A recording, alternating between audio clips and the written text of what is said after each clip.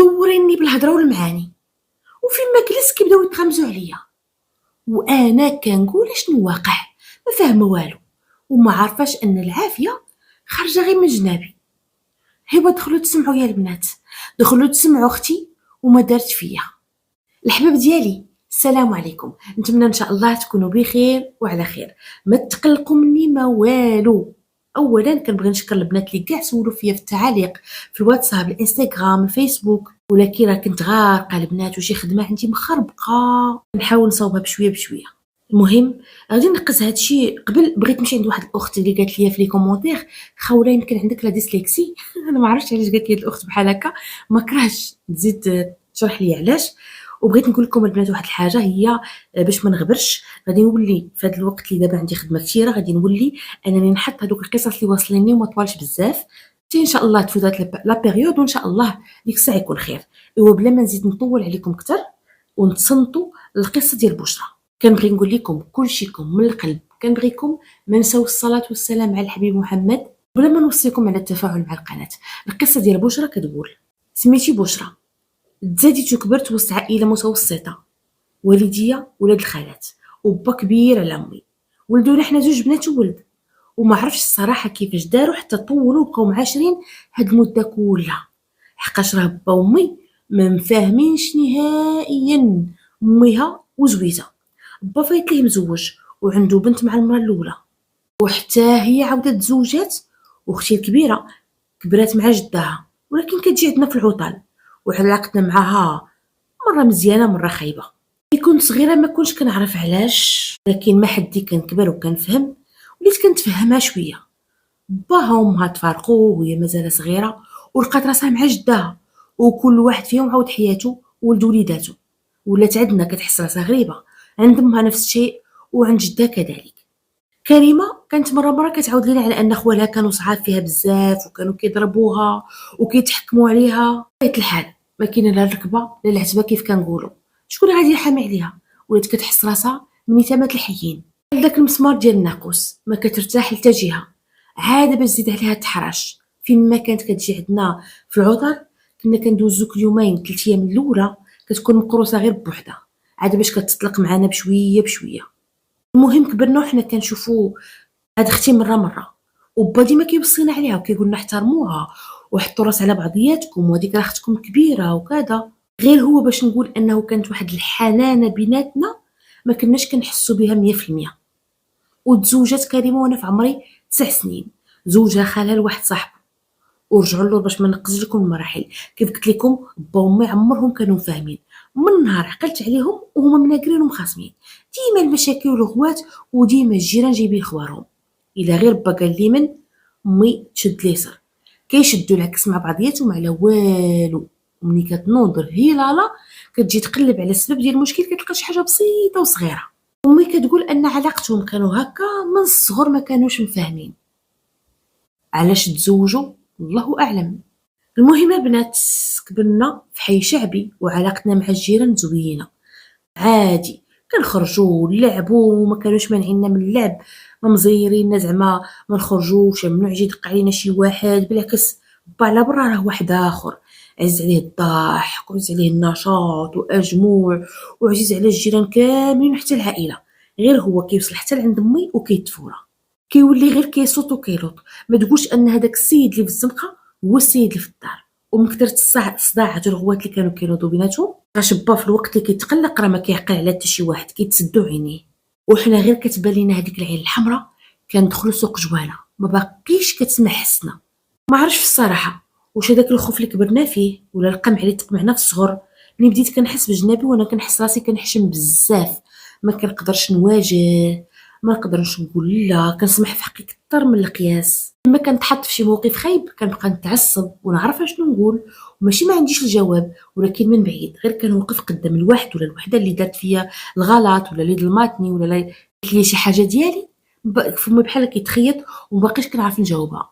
حتى الشوفه في العين ما كنتش كنقدر نطولها في شي حد، وهذا الشيء كان مرضني. كنت عارفه ان شخصيتي ضعيفه بزاف، كانت قياديه حتى النخاع، ديما انا غير تبع البنات، حتى من الحوايج اللي كنت كنبغي نلبس خاصني ضروري ما انت معايا بشرى، ولا لا جات كريمه تمشي معايا باش نتقدى. بغيت غير نلعب مع البنات في الزنقه خاصني نشوفهم هما شنو غيختاروا ولا نتبعهم. ما عمر ما كان كيكون عندي الراي ديالي نفرضوا حتى انا بحال الناس، لا لا، هادشي كان عندي غير في الاحلام.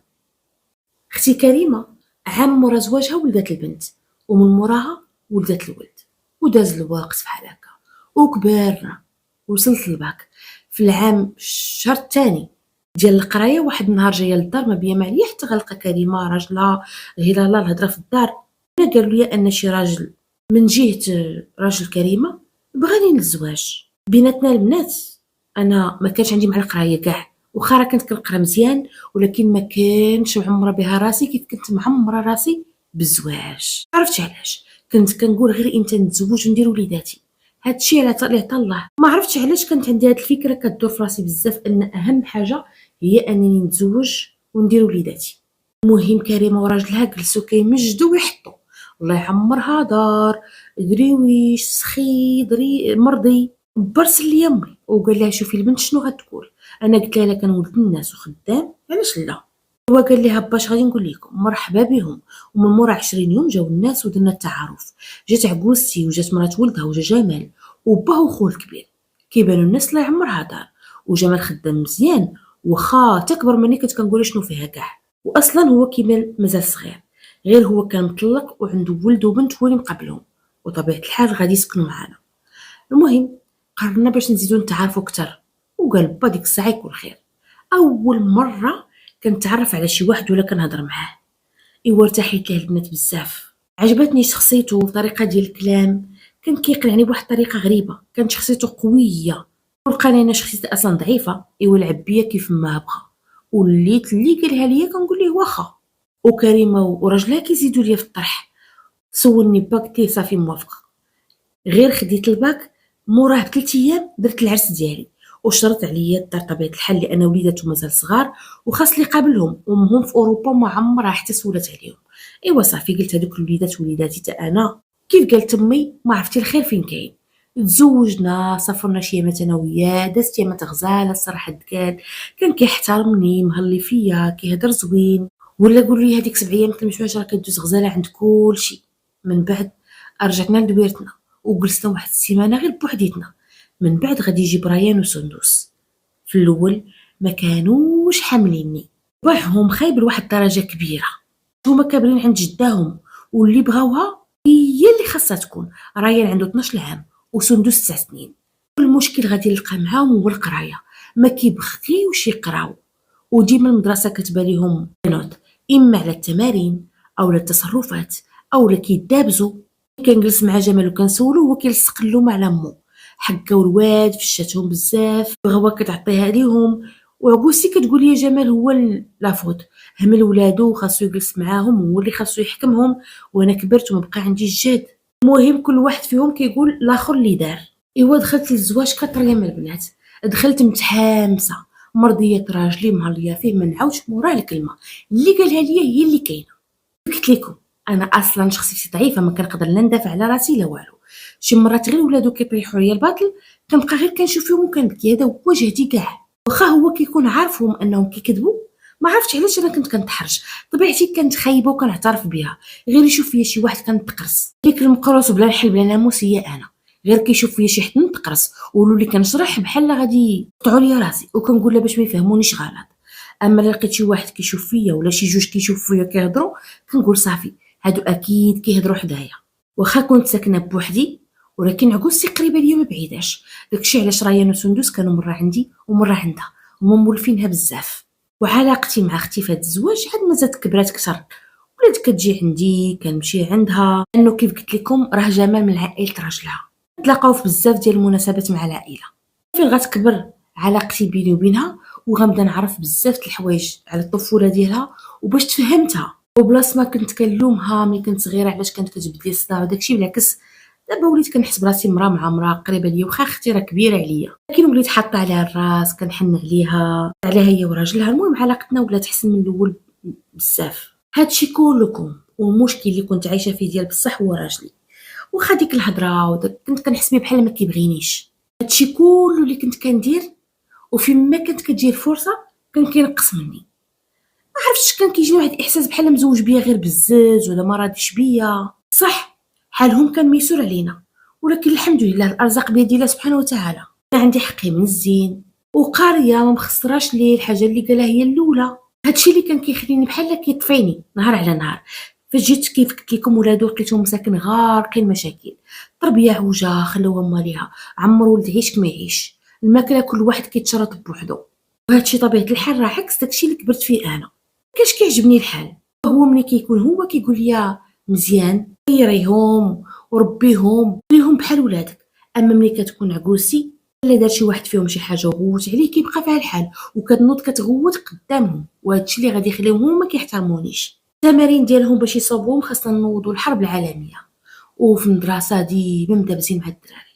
بقيت كنفكر كيفاش غادي ندير كيفاش غندير شنو هو الحل اللي غندير مع هاد الدراري. جلست للارض وليت كندير معاهم تحديات ديال القرايه ديال الماكله وديال السلوك. دوز مثلا سيمانه وما جابش فيها حتى شي نوط، كنجمع ليه النقاط وكياخد هديه. وليت كنعاود معاهم كلشي من الاول، نضل ونبات نجري على البنات، كنشقى بالليل باش بالنهار يكون عندي الوقت تام ليهم ونقرا معاهم ونعطيهم الوقت نخرجهم. حتى ولاو الحمد لله بشويه بشويه المعلمين كيشكروهم وكيقولوا راه تبدلوا 180 درجه ولا كيجيبوا نقاط زوينين، مبقاوش كيدابزوا، باهم ولا فرحان بيهم، جداهم جداتهم. هي النتيجه كلشي فرحان بها، ولكن انا عمرو ما قال لي شي كلمه زوينه ولا قال لي يا بنت الناس الله يرحم لك الوالدين، انت اللي واقفه مع وليداتي ورد لهم البال وما كنتش انت. بفضل الله سبحانه وتعالى وفضلك هما ولاو كيشدوا الطريق. نهار جيتي لداري تبدلوا نسمع غير شي كلمه طيبه، كنحس بحال كيبان لي ان هادشي اللي كندير فيه واجب عليا. واخا كنت كنقول هادشي انا كنديرو لوجه الله وما كنتسنى لا شكر منه لا مقابل، غير هو راه ضروري. المراه دايره بحال ديك النبته اللي خاصها تزرع كتسقى، وخاصك تسقيها بكلمات زوينين بخاطرها تدخل تلقى الدار مطرفه تقولها كلمه زوينه باش كتحمس وكتعطي اكثر. الا كنتي كتدخل مثلا وتلقاها خملات وما تقولها حتى شي كلمه، تلقاها مبدله الفرش ديال البيت تقول حتى شي كومبليمون، راه صافي بحال اللي كتمل. هادشي اللي كان كيوقع ليا. هو بشويه بشويه من العائله ولاو كيشوفوا ريان وسندس كيفاش ولاو كيقراو وكيجيبوا نقاط زوينين، عيالات الواسي حقاش ما قارينش طلبوا راجلي باش نوري يقرا لهم حتى ولادهم، وهو جا قالها ليا قدامهم. وبقيت لقيت ما نقول، خرجت وقلت له واخا ماشي مشكل. ولاو من العشيه للعشيه يجيبوهم ويبقاو يشكروا ويمجدوا، وانا كنحس بهم ان داكشي غير مجامله ماشي من القلب. ونقري هنا ونهضر مع هذا ونهضر مع هذا، وليت كنعيا بزاف وما عنديش الوقت لراسي. وهما كيجيو يحطوا ولادهم ويمشيو يجمعوا في واحد البيت وكيخليوني ماشي غير نوضوا مثلا يقولوا راه السيده كتخدم لنا مع وليداتنا نوضوا نهنيوها مثلا من العشاء ونوضوا نجمعوا لها الكوزينه، لا خصهم يجيو يديروا كاسكروت ويبقاو مجمعين وانا نوض نقرا لهم مع ولادهم ونصوب معاهم تمارين وفي الاخر كيزيدوا خلفه ويخليو لي الدار بحال هكاك. مبقاش عندي حتى الوقت لراسي اللي نتهلا في راسي، ما مرتاحاش وغير كنبزز عليا وصافي. لكن الداخل ديالي راه ما عجبوش الحال. واش راه اختي فين ما كانت كتجي عندي ما كانش كيعجبها الحال وكتقول مالك على هاد الدل كله. ويلي اختي واش كبرتي في القمع ومازال غاديه فيه، خاصك تطوري من راسك وما تبقيش محقوره وهزي راسك وحتى انت تكون عندك كلمه، وحتى انت الحاجه اللي ما عجباتكش خاصك تقولي عليها لا. كنقولها راه ما كنقدرش. بديت كتصيفط لي فيديوهات كنتفرج فيهم، جلست مع راسي الارض وبديت كنعاود الفيلم ديال حياتي كلها من الاول. نلقى راسي على ان اي حاجه خايبه وقعت لي في حياتي راه انا السبب ديالها، حقاش اللي ولف في ظهرك غير يشوفك وكيعيا. بقيت نتبع مع هذوك الفيديوهات بشويه بشويه ومن الاول كنحاول انني نطور من راسي ونتهلا في راسي. مزيان نكون مربيه، مزيان نكون مرضيه ديال راجلي، مزيان انني ندير الخير، ولكن لا يكلف الله نفسا الا وسعها. ما نديرش شي حاجه اكثر من الجهد ديالي، شي حاجه اللي غتمرضني انا ما كاينلاش. اول وحدين بديت معاهم هما عيالات الواسي، ولاو فين ما كيجيبوا لي ولادهم كنقول لهم غير سمحوا لي اليوم ما مسالياش، ها نتوما غدا عيطوا لي قبل ما تجيو ونقول لكم واش عندي الوقت ولا لا. هاد السيمانه راني مبرسطه، وهذا الشيء طبيعه الحال ما عجبهمش هما، ما عجبش رجالاتهم وما عجبش عكوسي وما عجبش راجلي، يعني شي كيدوز لشي داكشي غادي اونشيني. عندي راجلي قال لي علاش، قلت له شوف حتى ولادك غتجيب لهم معلمين، حقاش انا عييت. انا نقابلهم في الدار ولكن باش نقريهم ونربيهم ونطيب ليهم هادشي كله ماشي واجب عليا. انا ماشي امهم راه عايشه حياتها في اوروبا، انا الاجر اللي غندير فيهم ندير فيهم على جهدي. مهم ناض الصداع بيناتنا، كلمة مني كلمة منك. أنا من النهار الأول، كاين النهار الأول قلتي غتقابلي ولادي، ماشي قلتي لي ولادي راه كيفاش طبيعتهم، راه داصرين، راه ما مربيينش، راه طبيعتهم خايبة وما كيقراوش. وانت أدرى بولادك كيفاش كانوا وكيفاش ولاو. ايوا دابا الله غالب، بغيتي وليدك كيقراو مزيان، جيب ليهم معلم ولا معلمة يقراو معاهم في الدار، باش انا رد البال داري وراسي. وهاد الهضره ما عجباتوش لا هو لا تصيلتو، ولاو كيقولوا تمسكنات حتى تمكنات. ومناش تمكنت؟ وشنو درتي ليا سيدي؟ سكتيني في شي قصار، درتي ليا شي حاجه اللي ما دارش، جيب لي الذهب مقنطر حدايا بالكيلويات.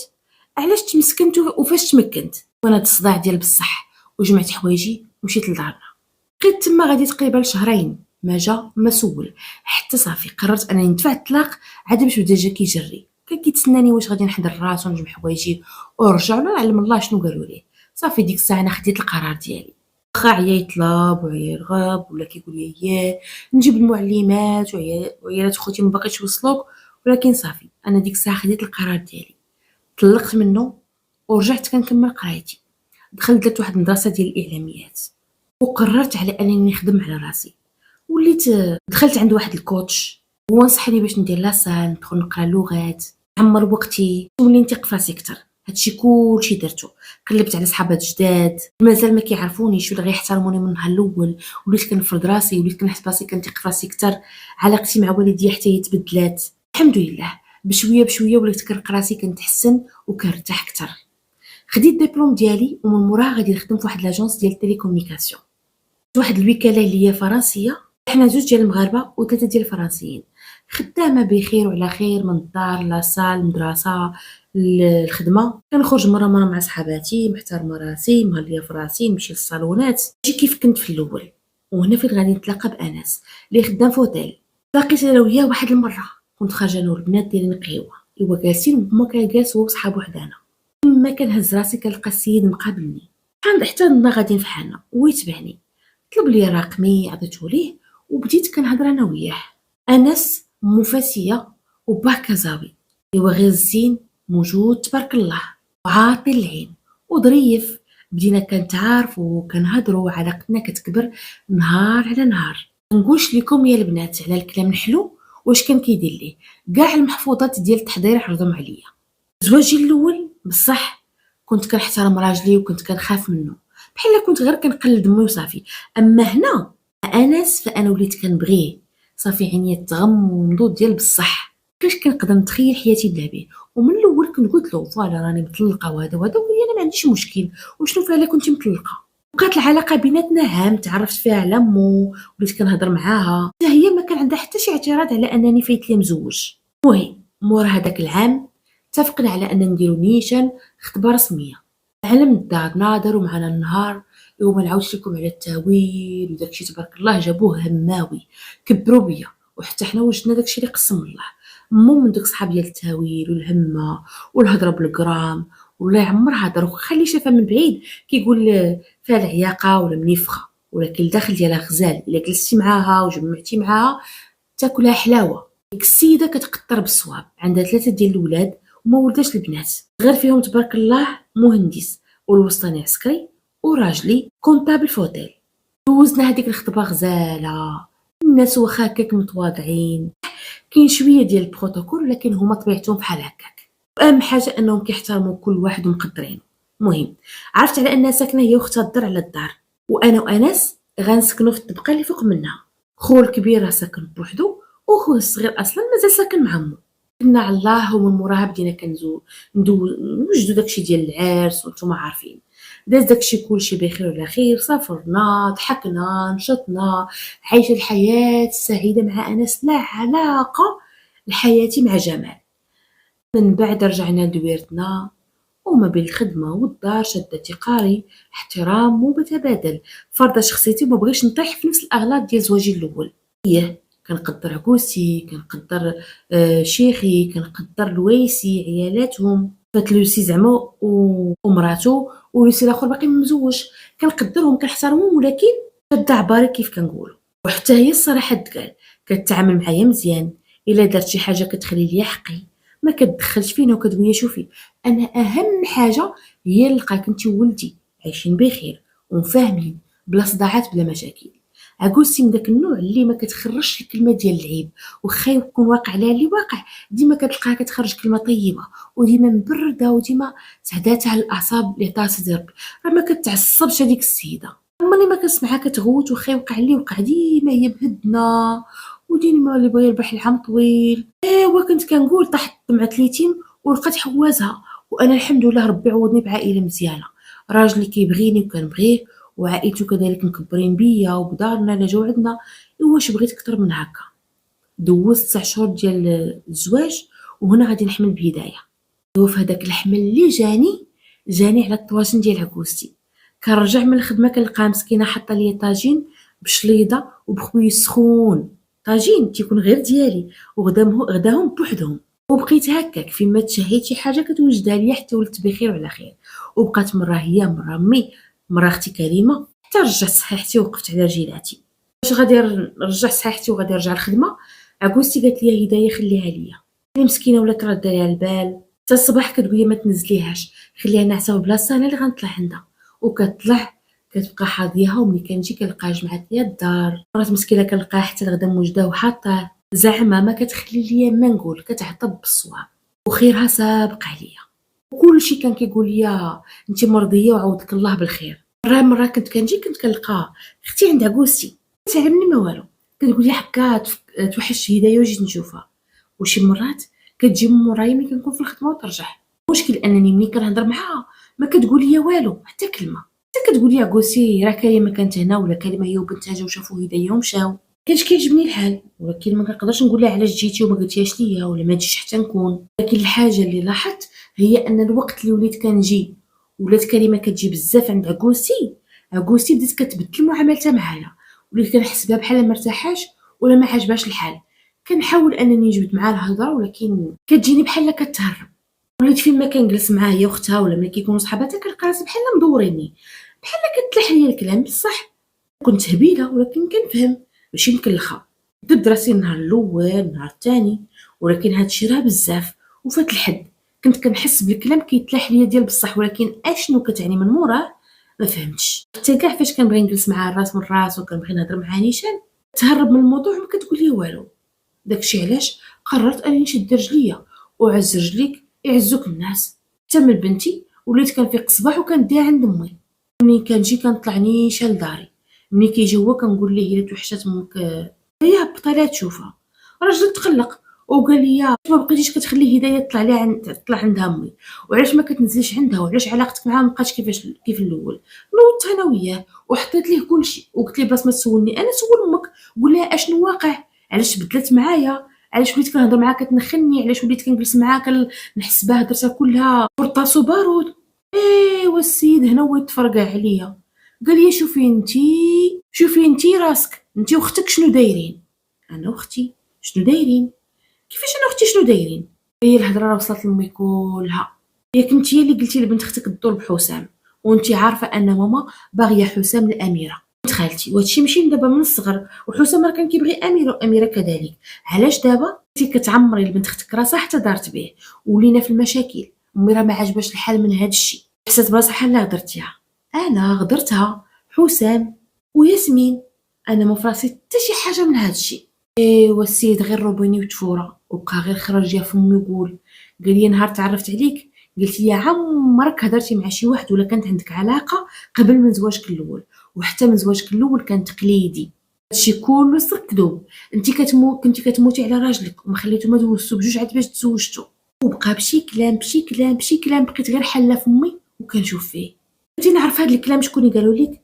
قال لي هاد الكلام اختك اللي قالتو لامي وامي اللي قالتو ليا. ايوا اشنو غتكذبي اختك حتى هي غتقولي على ان هادشي ما كاينش؟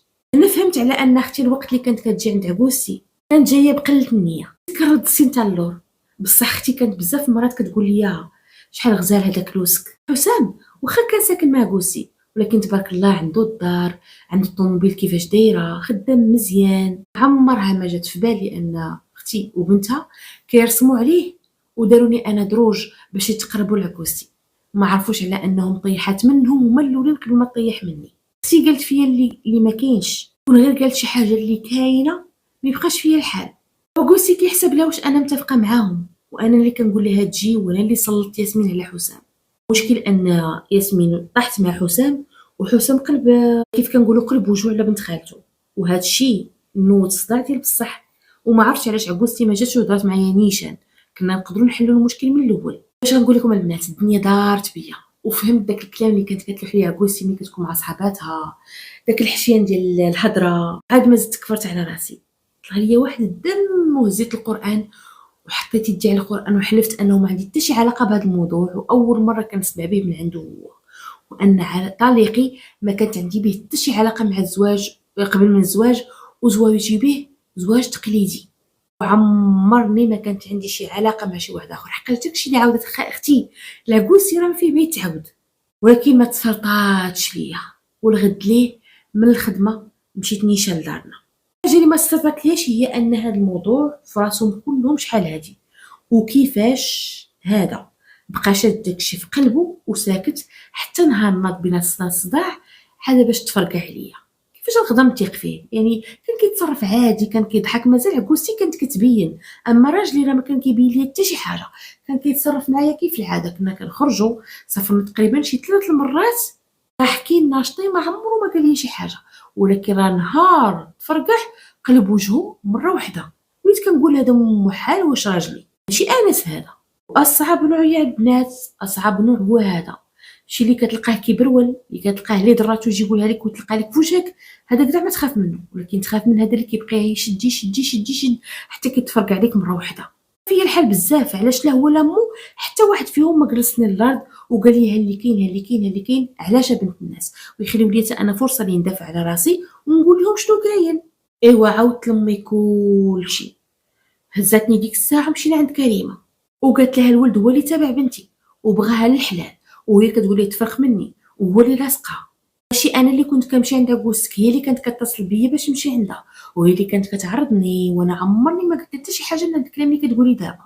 واش غادي نقول لكم البنات، غير طاح من شجره ولقفاتو حجره. نحس براسي بحال كيتعاود ليا نفس الزواج الاول ديالي، دابا شهر وانا في دارنا، لا علاقتي مع كريمه بقات مزيانه، با مقلق وتيقول ليا تيقتي عكوزتك وتيقتي راجلك وما تيقتيش اختك. شنو زعما؟ واش عكوزتي هي اللي غتكون كتكذب؟ ما كنظنش.